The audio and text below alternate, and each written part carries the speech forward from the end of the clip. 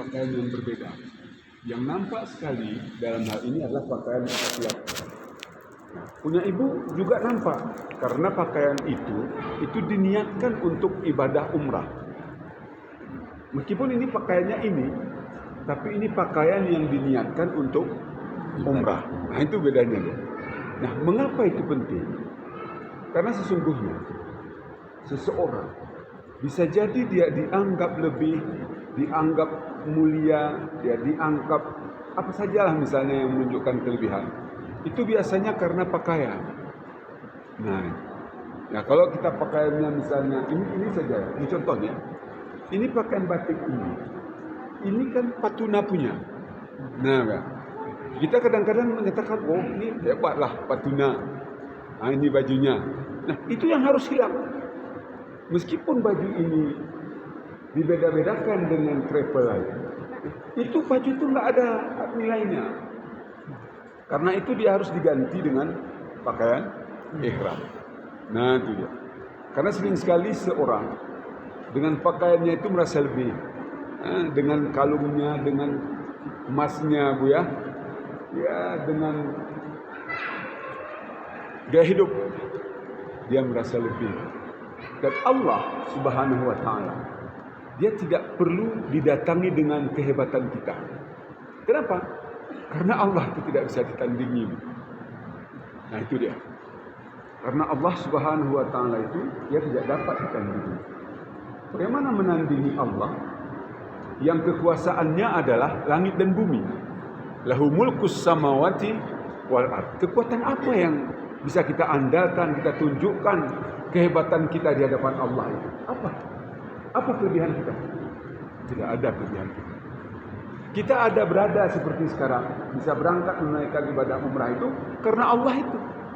Allah itu memberi kita rezeki. Allah itu memberi kita kekuatan hingga kita bisa pergi berangkat, punya uang, bayar tiket. Karena itu, karena Allah itu. Karena Allah lah yang memberikan rezeki untuk kita. Karena semua yang ada di dunia ini semua miliknya. Lahu ma fis samawati wa ma fil ardh. Milik Allah lah apa yang ada di langit dan apa yang ada di bumi. Wa ma bainahuma wa ma tahtas tsara. Apa yang ada di antara langit dan bumi dan apa yang ada di dalam perut bumi. Semuanya milik Allah. Mestikah kita hadiri, kita datang ke rumahnya itu dengan kesombongan? Mungkinkah kita datang ke tempat Allah itu dengan kebanggaan pribadi kita? Nih, saya bisa umrah. Ini saya bisa umrah berulang kali. Ini saya sudah kesekian kali. Perlukah itu? Pada ini. Karena itu sucikan hati. Bukti penyucian itu adalah kita kenakan pakaian kesamaan kita. Namanya pakaian ihram. Apapun warnanya untuk ibu-ibu, untuk bapak-bapak yang sudah lazim warnanya itu putih. Dua helai. Itulah pakaian kebersamaan. Bahwa kita tidak berbeda dengan orang lain. Bahwa orang Islam itu bersaudara.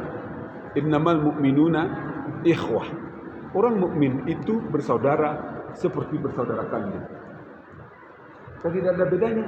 Meskipun yang datang ke sana umrah itu atau mungkin haji suatu saat jenderal, profesor, doktor, bupati, misalnya gubernur, menteri, presiden, dia tidak boleh mengenakan pakaian kebesarannya itu untuk hadir di sana.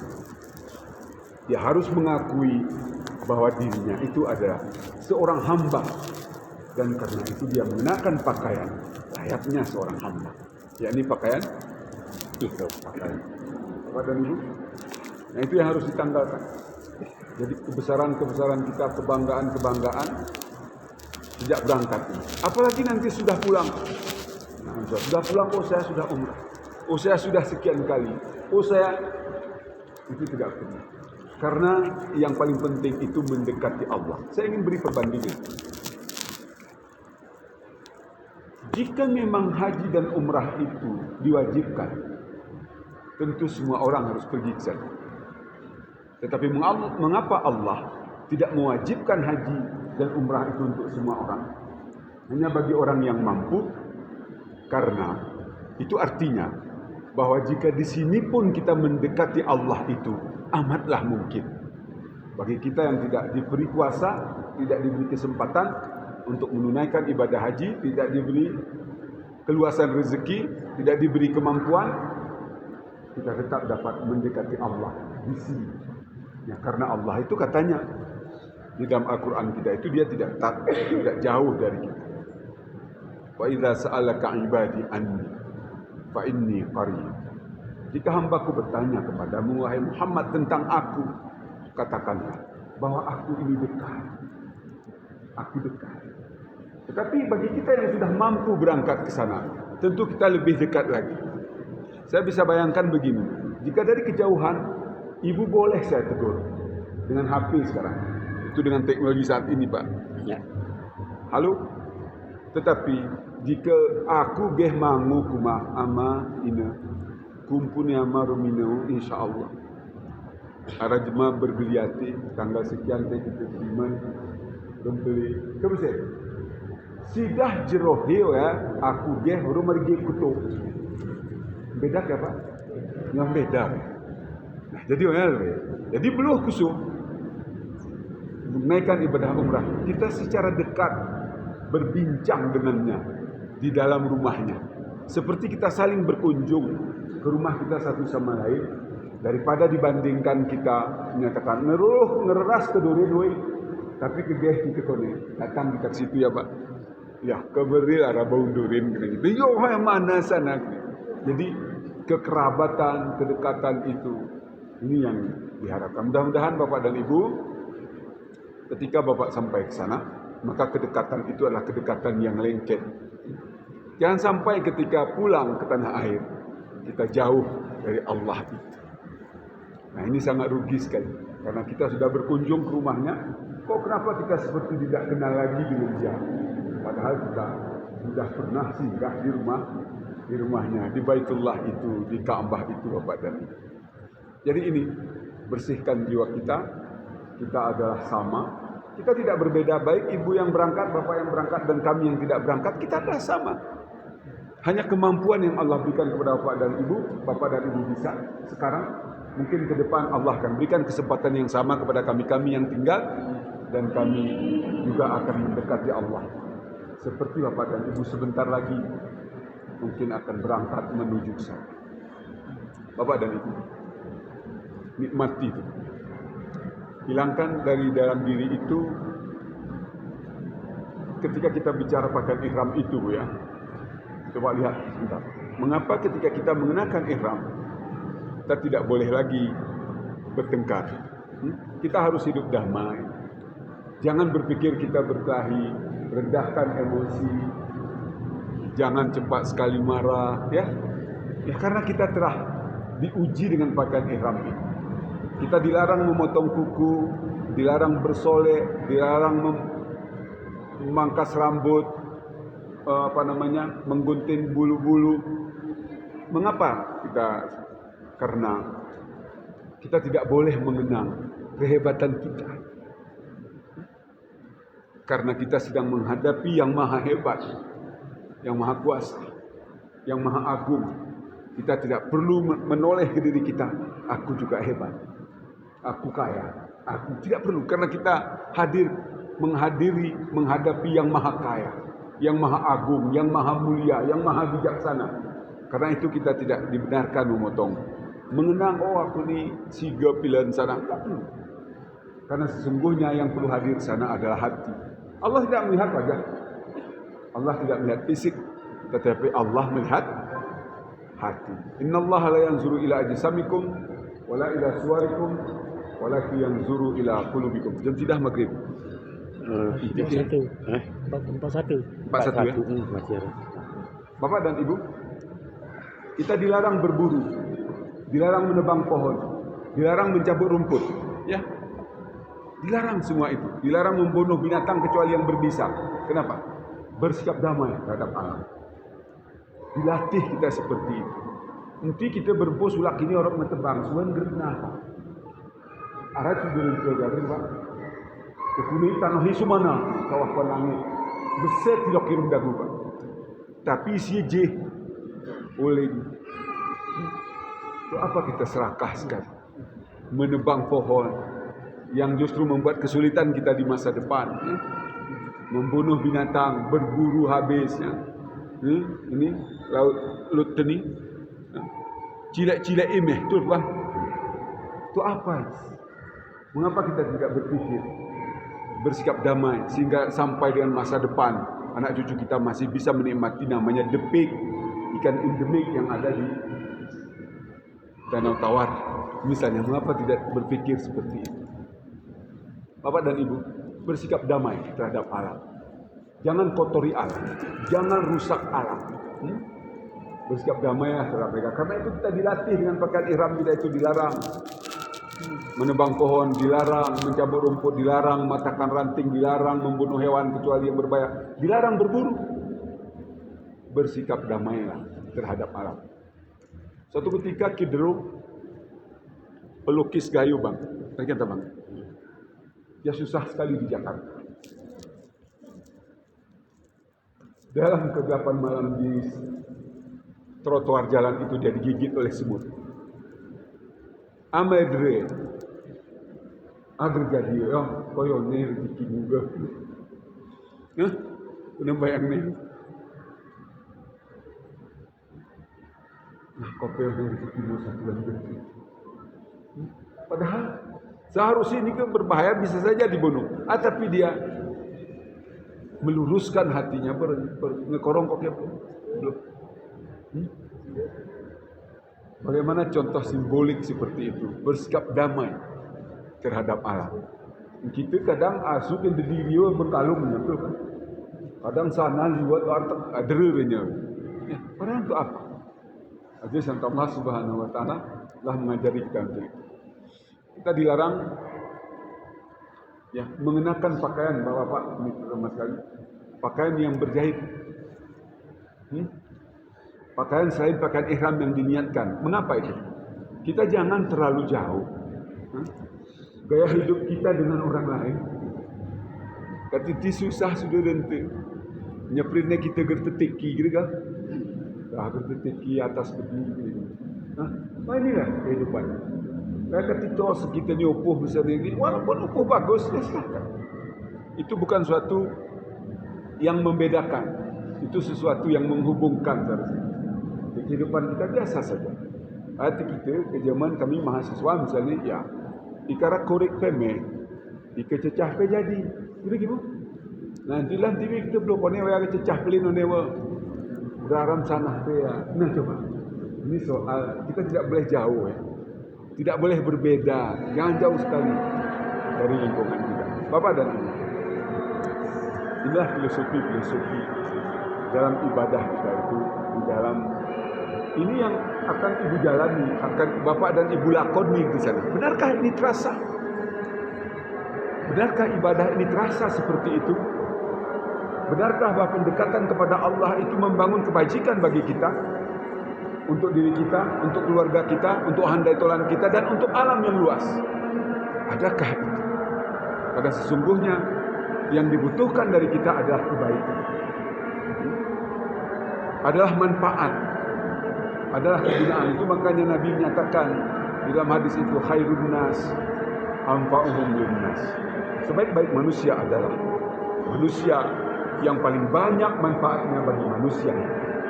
Kita hentikan penyakit bisa masuk ya. Hentikan penyakit gitu. Adalah kita kan perapit, kita dapat. Jangan untuk penyakit. Jadilah kita menjadi perapit. Jangan kita yang menjadi pemecah. Jadilah kita menjadi penyatu.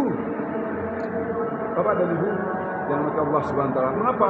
Karena Ibu berangkat dari mana-mana, bukan dari Numeri Gayo di Pelin. Dari seluruh Aceh, seluruh Indonesia, seluruh dunia orang umrah itu. Dan orang sudah rentu orang Islam. Bapak dan Ibu, betapa Islam ini satu. Islam ini tidak terpecah. Meskipun pahaman, dalil, hadis yang digunakan berbeda-beda, kita sama. Tidak pernah mazhab, yang kelompok itu ya.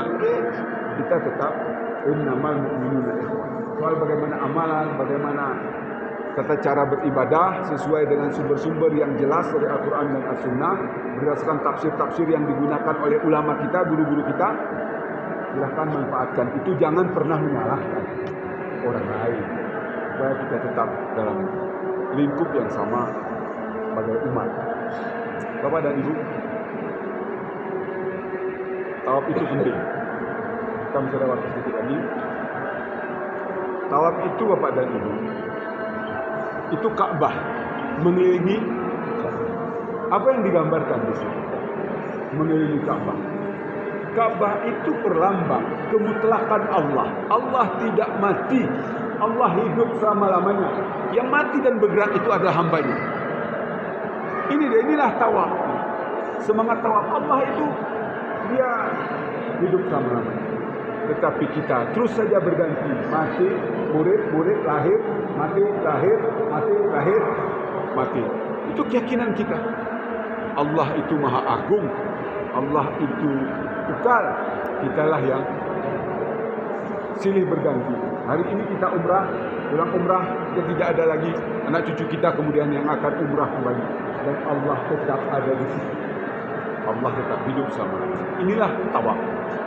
Keyakinan kita, ketauhidan kita bahwa Allah itu Maha Kuasa, Maha Agung, Dia hidup selama-lamanya, dan kita manusia yang bahagia.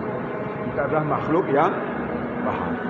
Karena itu ketika berjanji di Hajarul Aswad itu, kemarin kita manasik dimulai dari Hajarul Aswad. Itu janji, Bu, sumpah setia.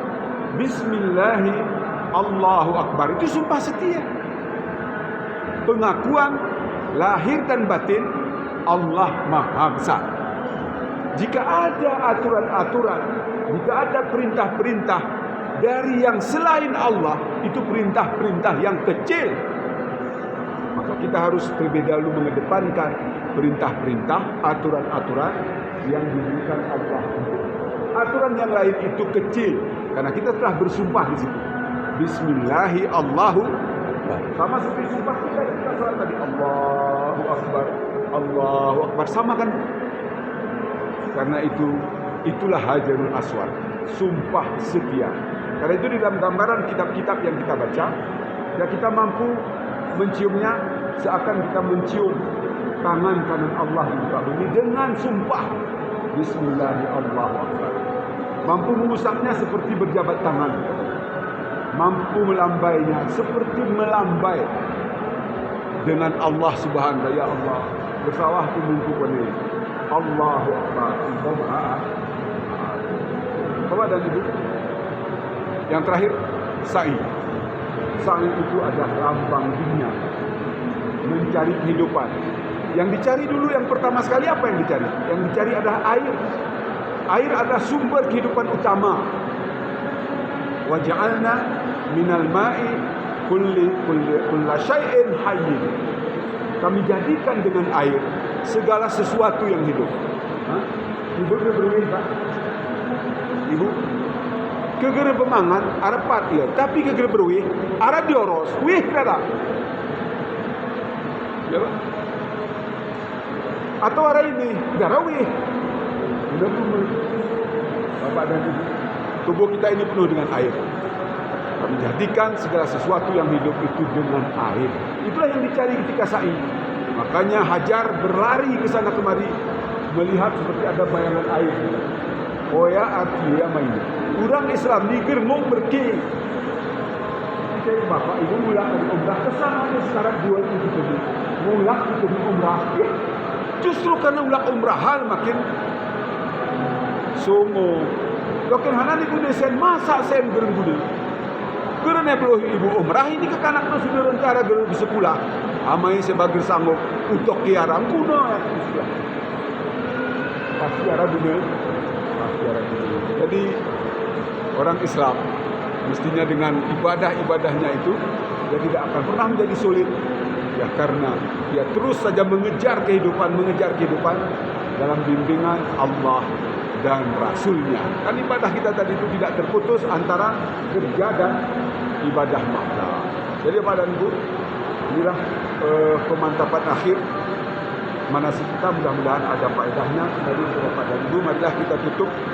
Kami ucapkan dulu Selamat Patuna mengucapkan selamat menunaikan ibadah umrah. Saat ini mudah-mudahan Bapak dan Ibu semua menjadi jamaah umrah yang mabrur, yang diterima oleh Allah Subhanahu wa taala. Ya Allah, Tuhan yang Maha Pengasih lagi Maha Penyayang, berikanlah kekuatan dan kesehatan kepada kami untuk mendekati-Mu setiap saat, ya Allah.